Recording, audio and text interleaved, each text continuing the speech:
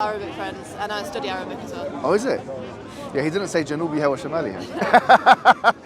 Nice. So you coming and tell me, you know? I didn't expect that, I have to say. All right?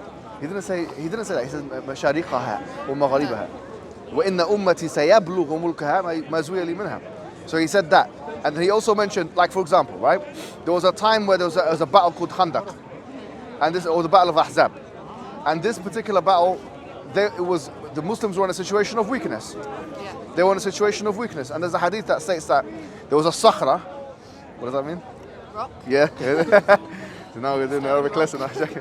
So there was a rock, yeah, and the Prophet hit it one time, and he says, Futiha Faris, that Rome has been conquered, meaning that we are going to conquer Rome. And then he hit it again. The Persian Empire has been Faris, yeah? And then he hit it again. And then he said, Futiha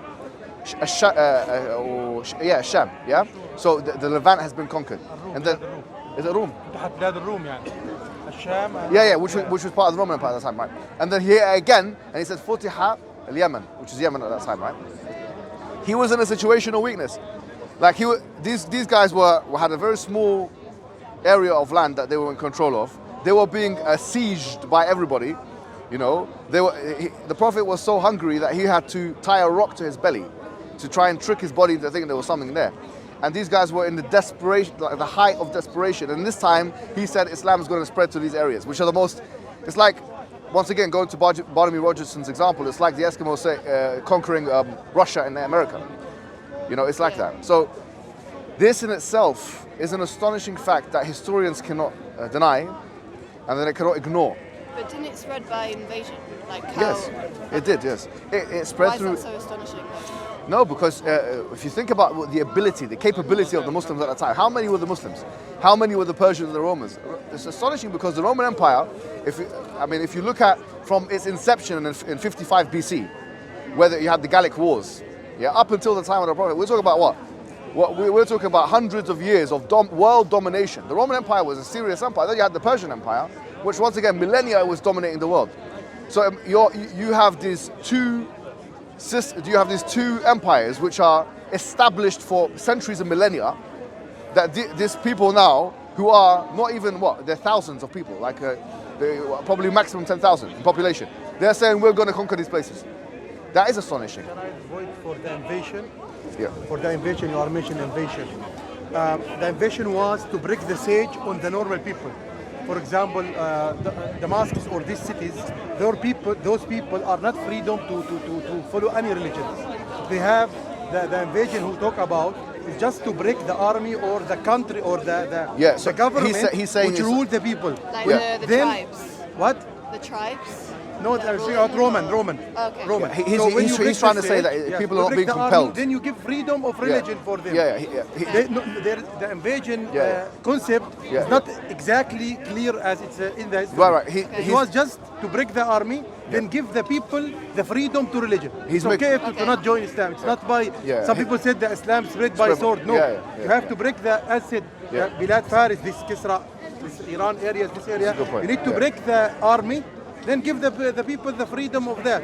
Because if we come back to different story after Islam even, there was a Safawi who ruled Iran area.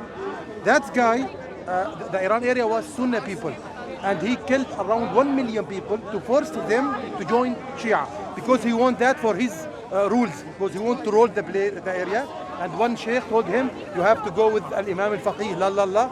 Then you need to force the people to join a Shia. They were Sunnah, then go to a Shia. That's a good point. So the sword sometimes not to force you to Islam, no, to remove the force on you and give you the freedom of And that's what the Prophet said. He said, the Prophet ﷺ, he said to the people of Mecca, he said, "Da'ani bayni wa bayn sa'ir an-nas." He said, just leave me. This was the first thing he said. He said that, he said that, leave me between me and the people. So his intention was not to go and force them, because the Quran says, La ikraha fi din, there's no compulsion in religion. And that's why La ikraha fi din. There's no compulsion in religion. Oh, right. La ikraha means there's no compulsion, you can't force somebody. No enforcement. Yeah. And that's why, in fact, when Islam did conquer these lands, and it was a conquest, when they conquered these lands, which would have otherwise conquered them, by the way, because the Roman Empire was no pacifist state, and neither was the Persian Empire. But when it did conquer those lands, as the brother mentioned, it gave freedom of religion to the people there. And someone will give some examples of where that wasn't the case in history, like the Muwahhidun or something. We say fine, or ISIS. We say, oh, whatever. These are examples which are against the Quran and Sunnah. Well, but the Quran and Sunnah are very clear that, in fact, not only do Christians and Jews, should they be allowed to choose their own religion, but they should have their own legal systems as well, which are efficacious. So in other words, if there's a ruling that they come up with, that ruling is actually upheld, which is actually not even afforded to us as Muslims in this country, funny enough. Like, for example, if I wanted to rule on Islamic law or something, yeah, I go to a so-called Sharia council. This is just a person giving an opinion at the end of the day. That's all it is. There's no power of enforcement. He can't call the police and, okay, a woman has called the khula out, whatever, and then now the police are going to get involved. No, that's nothing like that, right? So there's no power, but in the Islamic state, there was actually power of enforcement. So when the Christians and Jews had ruled on their own terms, they could enforce their laws. And so this is a very interesting pluralistic element of the Islamic system. People they think it's some kind of totalizing force, but it's not, it's correct. It's not, when we say conquest, we're not talking about forcing people. And you know what's funny? Because, you know, something for Mecca, what you mentioned. one more thing. This is not even something we're saying. I mean, there's an Orientalist called Thomas Arnold Walker, who wrote a book called The Preaching of Islam. And in it, he says this. He says when Umar ibn al-Khattab, when he conquered Jerusalem, which, by the way, is another prophecy, because the Prophet ﷺ said, "U'dud sittan bayna yaday as-sa'a, mawti thumma fathu bayt al-Maqdis."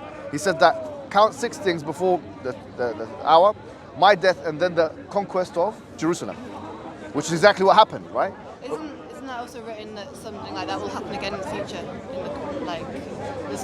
No, this is Constantinople, right? So there's another one, Fath al-Constantiniya, which is present-day Istanbul. Scholars of Islam have differed. Has this happened? Al-Quds? No. Yeah, like, it will be twice, yeah. Yeah, exactly. Oh, right. It will be under siege twice. The first one was Umar's time. No, but and this yes. one. No, but the second what one we're will be talking at about, the end of the war. Yeah, no. But what we're talking about, the Quran indicates that. But in terms of that prophecy, it was fulfilled. The prophecy has already been fulfilled. When the Prophet ﷺ, he said that Constantinople will be conquered. Some scholars say actually what happened with Mohammed Fatah is, the Ottoman leader, it's not actually the conquest, because there was fighting, and it says in the hadith there will not be fighting.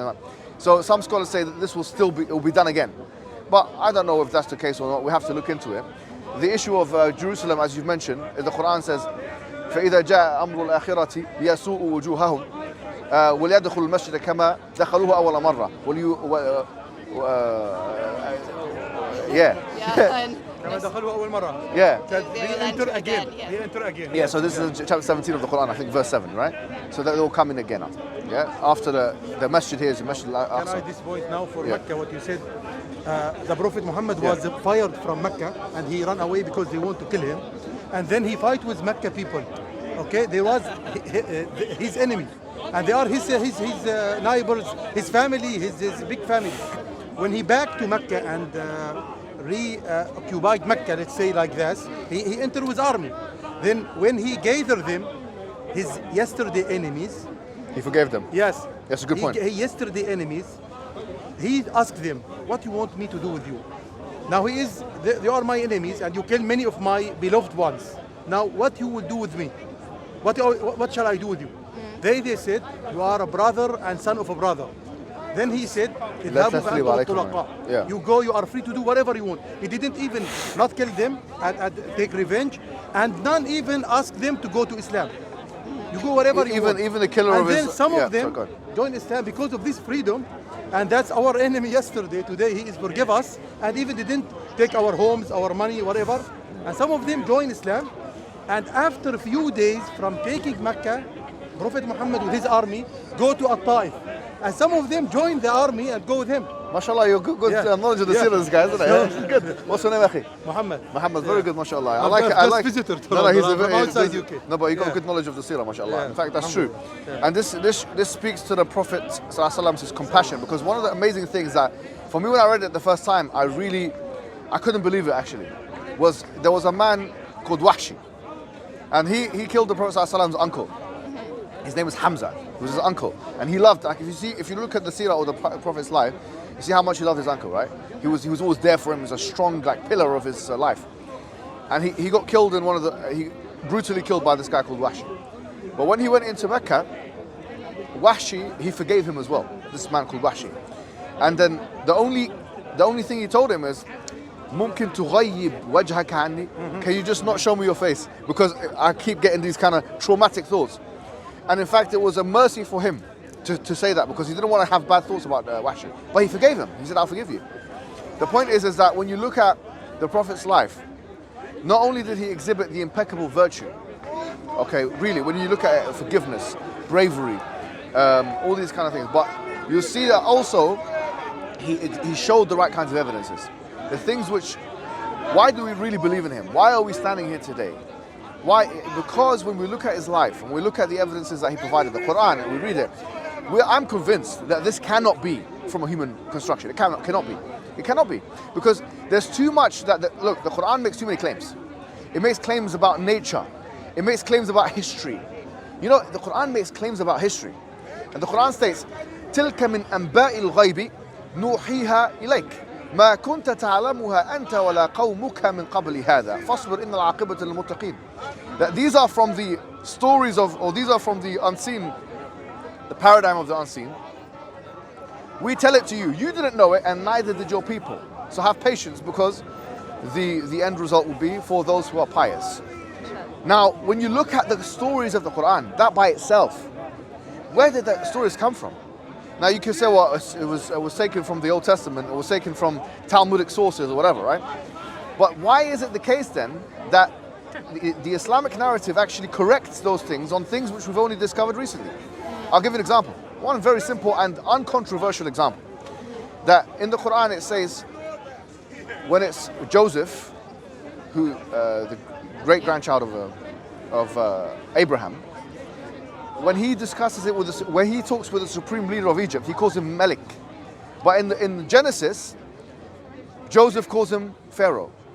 But after the discovery of the Rosetta Stone, only recently, 300-400 years ago, we have been able to realize that actually there was the Hiscox dynasty at that time, and it's a particular dynasty in the time of Joseph. It was impossible that would have been in the New Kingdom.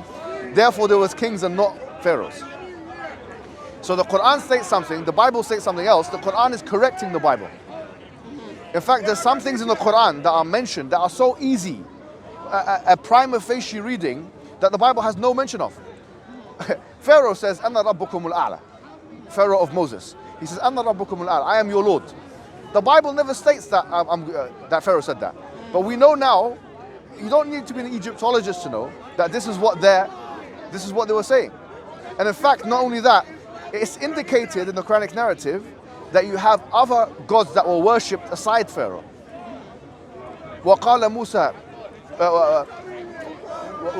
وقالوا أتذر موسى وقومه ليفسدوا في الأرض ويذرك وآلهتك, that you leave you and your gods, meaning you have other gods that you worship. We know they believed in Ra and Isis and Horus and all these other gods. That's not mentioned in the Old Testament. Very straightforward, basic thing. You don't need to be, once again, I don't need to get you sources. We know that is the case. So these are just examples of where things are mentioned in history, تِلْكَ مِنْ أَنْبَاءِ الْغَيْبِ, that these are things that are historical things. مَا كُنْتَ تَعْلَمُهَا أَنْتَ وَلَا قَوْمُكَ. You didn't know it and your people didn't know. How did you know? How did it come? Where did it come from? Where did this illiterate man in the desert, get information about previous nations where the hieroglyphic was a dead language and that we needed the Rosetta Stone to uncode it? You see the point? Yeah, true. But do you think it has something to do with the fact that they were written 600 years apart?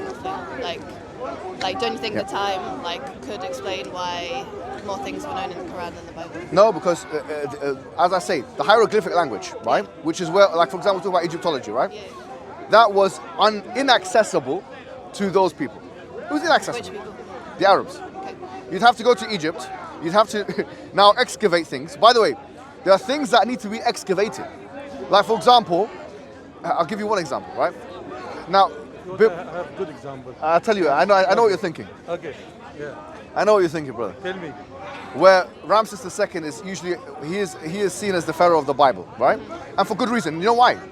Because Merempeta, who was his successor, there's something in Egyptology called a stela. Now, a stela is a rock. In that rock, they write down the history. extra biblical information. In the 11th line of the Murampata stele, it's mentioned the children of Israel. So who came and we expelled the children of Israel? This is not in the Quran, not in the Bible. This is a rock, which is now consensus among Egyptologists that this is a true rock. Before Murampata was Ramses II, who, I don't know, he reigned for 91 years. Now, so that's why it's seen as he is the pharaoh, and also because he was in the new kingdom and all that kind of stuff. Now, the Quran states, فَالْيَوْمَ نُنَجِّيكَ بِبَدَنِكَ لِتَكُونَ لِمَنْ خَلْفَكَ آيَةً. We will now preserve your body so that you can be, for those who come after you, a sign, like you. You wanted evidence, you say, okay, fine, this is a sign. Now, فَالْيَوْمَ نُنَجِّيكَ بِبَدَنِكَ, with your body, we will preserve your body, لِتَكُونَ لِمَنْ خَلْفَكَ آيَةً. When did they discover the body of Ramses II? So recently, I think in the last, 100 years, yeah? In fact, it was such a thing. I'm from Egypt, actually. Originally, I'm from Egyptian, yeah? And I don't know if you know this, but at that time it was a Sadat. I think it must have been in the 70s, right? And he because he respects, he was a nationalist or whatever, he gave this Ramses II, he sent him to France, museum in France, and he gave him a ceremonial leaving. Like the cars were there and all this kind of, because he wanted to give respect to this Ramses II, even though he's the pharaoh of the Quran, right? The antagonist, the major antagonist of the Quran. Give him a ceremonial leave. Anyway, the point is that this is something that is, okay, it's not a matter of could have been known within the 600 years, because it's something that happened after the 600 years. Yeah, true. You see the point? Okay. Now my story is different in another one. Oh, you got another one? It's the cave story. Oh yeah. Yes. The spider. No. Huh? It's No, the cave, sorry, yes. It's the cave people. By the way, this story was just known by the religious Jewish in the Prophet time. And it's old, ancient story, not in the time of Prophet or 100, 200 years. It's very old. And only the Jewish high-level religious know these stories. So some of the people, which is not non-Muslim, told the Jewish, as you know the history and you have your book and you know a lot of stories, give us one specific and have evidence story. We can ask Prophet Muhammad if he know it or not. But we want story. Nobody in the world know it. They told them, the Jewish, let's ask them about the cave people. Ask them two questions. How much the number of them and how many years they are asleep. You know the cave story? They sleep for 300 something years. This is one of the evidences from Allah, but this long time ago. So they go to Prophet Muhammad and they ask him, there is cave story, there is good people there, sleep for few years. How much these years? How much their numbers? Now, Prophet Muhammad don't know. Told them, okay, I will let you know. I will let you know tomorrow. And this, by the way, was something Allah learned Prophet Muhammad. That's, you cannot guarantee tomorrow I'll give you this information. So Allah didn't send him the reply after one day, after many days. Now, back to the Jewish, they told them the answers are 309 years. The second answer that the Jewish themselves, they don't know the number of the cave people. They have 3 stories on them. يقولون 43 كلب. 3 and have the fourth one is the dog. ويقولون 5 سادسهم كلبهم. And the second story that they are 5 and their 6 is the dog. And the main one or the most probably one is 7 and the 8th is their dog. So even the Jewish 7 people and the dog is the 8th. Because the story was about the people with dog. So they have 3 stories. The most probably one is 7 and the 8th is dog. So they back to Prophet Muhammad, and then after some time, Jibreel give him the information. So the information, now if Prophet Muhammad said 4 and the dog 5, it's false. If he said second one, it's false. If he mentioned third one, it's probably the right one, but if he know how they know, he must mention the 3 one. And then the answer come in Quran. It's still now we can read it every one Friday. It was mentioned, يقولون, they said, يعني the stories as I said 3 رابعهم كلبهم أو 5 سادسهم كلبهم رجما بالغيب, like you know, like stop point to show that the third one is the most probably one. Then they mention لبثوا في كهفهم 300 سنين وازدادوا 9, which means 309. Then when those people take the answer to Jewish, they told him this is a prophet. This answer nobody know it at all.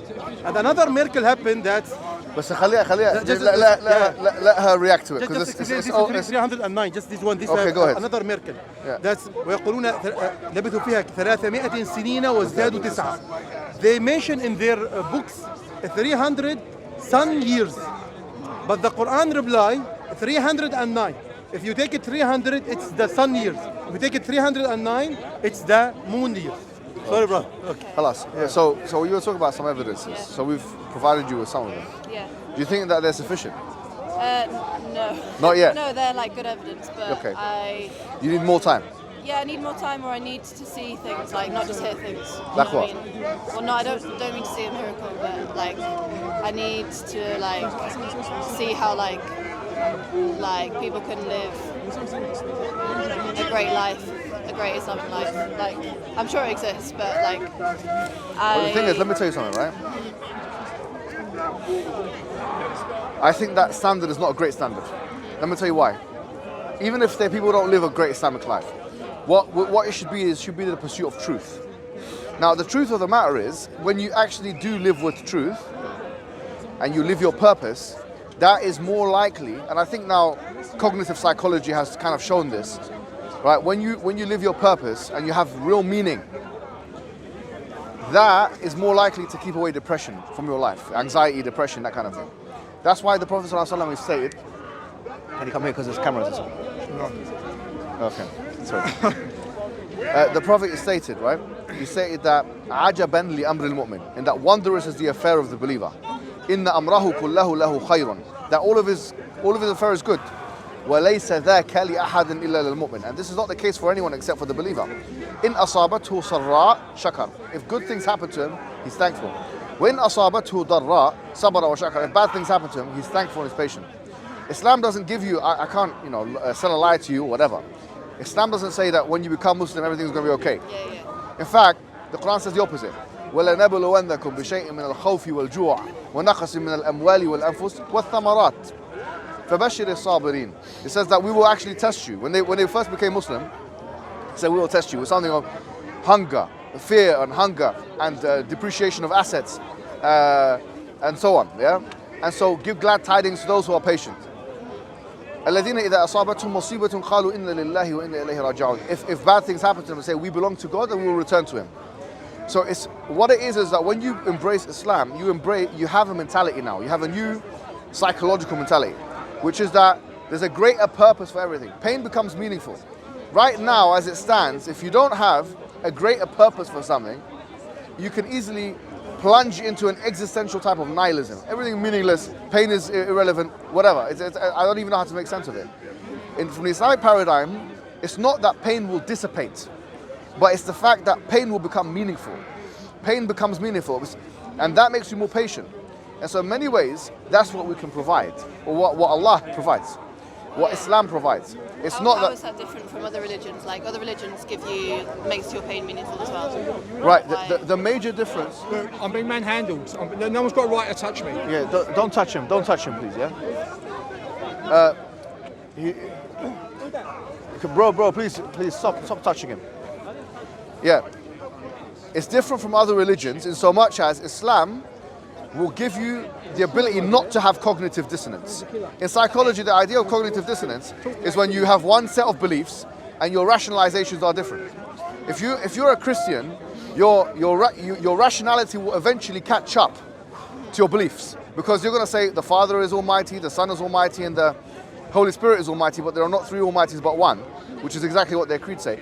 But then you're going to say to yourself, I don't agree with this. In your mind, you will struggle with this as a matter of fact. Not only that, but you will not be able to reconcile it. Now, Islam, so in order for this to be really meaningful, you need to have a metaphysical worldview which is self-consistent. Is self-consistent, and which actually doesn't create more problems in the case of, for example, cognitive dissonance. That's what we say. Islam, because it's self-consistent, and the premise of it is extremely basic, which is to submit your will and to worship one God. That's what we're saying. The higher power, the creator of the universe, the all-knowing one, the all-wise one, we just follow the wisdom of God. And if we do so perfectly, then pain becomes meaningful, then the afterlife, then on the sick bed, when we're about to die and we're about, we have something to look forward to. If that becomes a meaningful expression, you know, if something happens, someone gets cancer, which all these things you can't control. All of this stuff is tests. It's a test because Allah says in the Quran, you know, we have created life and death as a test. لِنَبْلُوَكُمْ أَيُّكُمْ أَحْسَنُ عَمَلًا. So we could teach you or could test you who of you are the best in deeds. وَلَنَبْلُوَنَّهُمْ وَبَلَوْنَاهُمْ بِالْحَسَنَاتِ وَالسَّيِّئَاتِ لَعَلَّهُمْ يَرْجَعُونَ. We have tested them with good things and bad things so they can come back to us. So with tests, there's always a reason. Now, when you don't have a reason, it's not just that you'll get depression, which is 100% you will get it. You'll be depressed, you'll be anxious, you don't know what's happening, but it's that depression will be meaningless. So what we're saying is that this is the Islamic good life. Not that, oh, everything's going to be okay. Yeah, of course, I don't mean that. I mean a life that I can see people's ambitions and meanings and like of course every life's not going to be of course straight like that. I don't mean like but that. Can you see where I'm coming from with this? Yeah. So having said that, is there any other things that you want? Not right now. I haven't got. I have got more questions, but I can't really think about them now. Yeah. But I'll come back and answer. All right. So, are you comfortable? What is stopping you from becoming Muslim right now? I don't think I've got sufficient information, to be honest. All right. Let's do it this then. How about this? Yeah. So, go home today, start reading the Quran, and start reading a brief explanation of the Prophet's life. And you can even read like Karen Armstrong's book. She's got a good kind of book on the Prophet Muhammad. Okay. I'm not sure if you've seen her. Her name is Karen Armstrong. She has something about the Prophet, or if not, the sealed nectar, which I think is my recommendation to you. Yeah, just read something about the Prophet's life, read the Quran, and ask yourself one question: is this the truth? And if it is, then not embracing it also has its consequences, eschatological consequences in the afterlife, because you've been presented with it. We believe that those who disbelieve after they've been, has its consequences. Yeah, true. But how does someone know that they have got enough? Like, how do they know that they've been presented with enough information? Yeah, you have been. Let me tell you why. Why? Because we believe that every human being has been born with a fitra, or the innate disposition to believe in God, right? And so if I tell you, look, the purpose of life is to worship God, and this is the meta-narrative of all the prophets, right? Then really instinctively, you should have an inclination to that. It's not really even, it's ultra rational.